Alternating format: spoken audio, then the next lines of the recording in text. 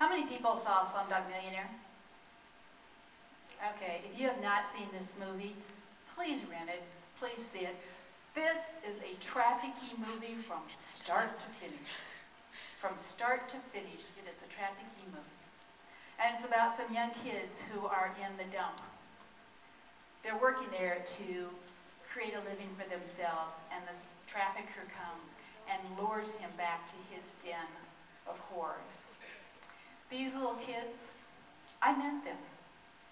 When I was in Cambodia, we went to their dump, the Phnom Penh dump, because we were trying to walk in the footsteps of marginalized children and women, and we wanted to see just how at risk these kids were. Oh, I'm telling you, Slumdog Millionaire is an accurate portrayal. These kids are so beautiful, but they could be snatched up by a trafficker in a heartbeat.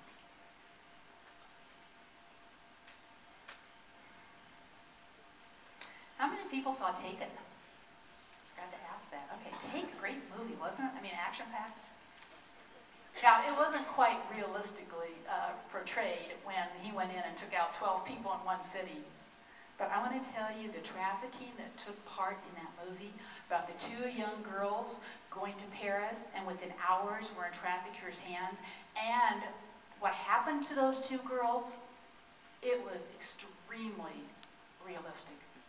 So if you have not seen Taken, please, please see Taken.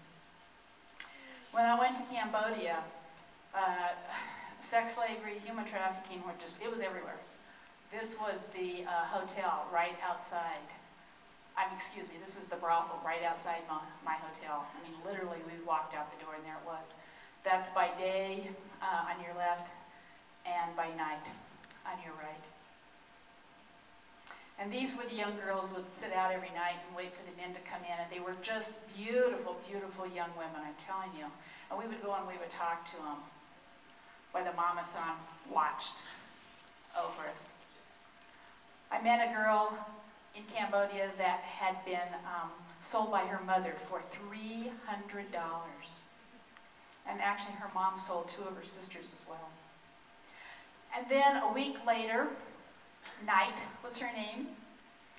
She was sold for $300 because she was a virgin. After that night, her value plummeted. And she had her periods medically stopped so that she could be on call 24/7, servicing 15 to 20 men a night, $2.50 a shot, and never saw a penny. She was brutalized, she was electrocuted, she was beaten. She was finally rescued and went through the organization that I work for, Transitions Global. True story. So we've looked at all sorts of slavery and trafficking incidents. We've looked at the world. I want to bring it down to the United States. We need to look at where you want to focus on, okay, if you want to take up this issue, and I would highly encourage you to at least be aware of it and tell other people. But if we look at the world, okay, versus the United States, we're going to look up at the left-hand side, modern-day slavery. You know, I talked about that 30 million number of people who are in slavery. Well, our U.S. State Department tells us that we have about 100,000 to 300,000 people who are enslaved in the United States. I'm going to have to go back to that in just a minute, but let's look at the percentages. We're talking about 1% of the problem in the United States. Modern-day slavery, or excuse me, that's modern-day slavery. Human trafficking is on the right side. In the world, they're saying approximately 600 to 800,000. Let's use that 800,000 number. And they will tell us that there are approximately 14 to 17,000 people that are brought across our borders every year. That is a lot of people every year. But if we look at the world problem, it's still a pretty small percentage of the world problem. I think we're blessed. I think we're blessed. We still have to address it, and we need to look at the definition of trafficking in terms of our states as well. Because we have the part where people are transferred across international borders, they're held under lock and key, they may or may not know the language, they may or not know even how to get help. And then we've got another definition of trafficking in the US, which applies to Colorado. And that is anyone who is approached for commercial sex, means paying money for sex. If you are under 18, you are considered a trafficked victim. The reason why I want to educate you is I want you to know the difference between trafficking worldwide and the definitions of trafficking even within our United States, because you're hearing a lot, and you're hearing about sex trafficking with minors.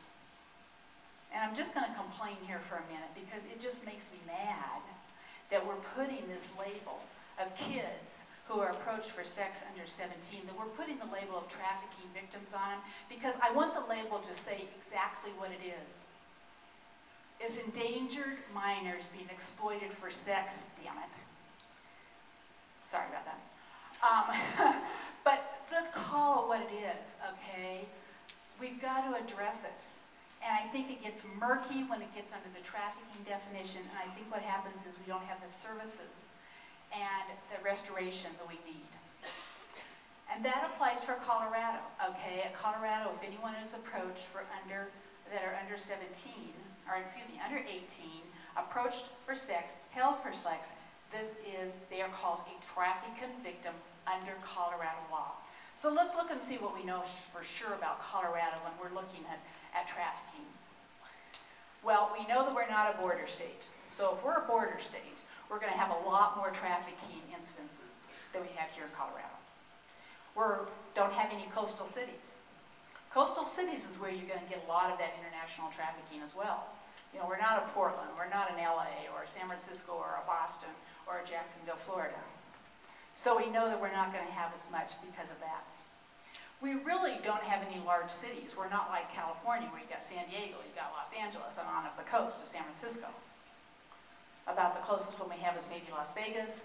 I suppose you could throw Kansas City into it. So by virtue of that fact, Colorado is not going to have as much trafficking, okay, as a lot of states. Again, I think we're blessed. However, what we know about trafficking in Colorado, we do have it, absolutely. We know that it is largely invisible, so it's hard to say how many victims, okay? We know that it is lucrative. We know that I-25 and I-70 intersect, and so we are going to have trafficking going through our state every single day by virtue of that fact. However, that is not unique because almost every state in the Union has an intersection of interstates, but we still are going to have people who are being trafficked north and south, east and west, as well as into Colorado. The types of trafficking that we know we have documented evidence for in Colorado is going to be domestic, that's housekeeping, child care, and mail order brides, which a lot of people they never think about. Agriculture, bringing people in across our borders to pick our crops. Labor, factory, construction, landscaping, hotel and resort management. And actually the largest percent of Colorado's trafficking and slavery is in the labor segment. About 75% of the services that we offered to trafficking victims last year in Colorado through the Colorado Office of Victim Assistance was the labor. And then we have the sex, the exotic dancers. So let's talk about the endangered sexually exploited minors that are victims, called trafficking victims. We know through studies there are approximately 1,200 kids, Colorado kids, on the street every single night. A lot of these kids are escaping from unbearable home life. You know, maybe they're rebelling against authority, maybe they've made bad choices in terms of drug use or alcohol, but whatever the reason, they are on our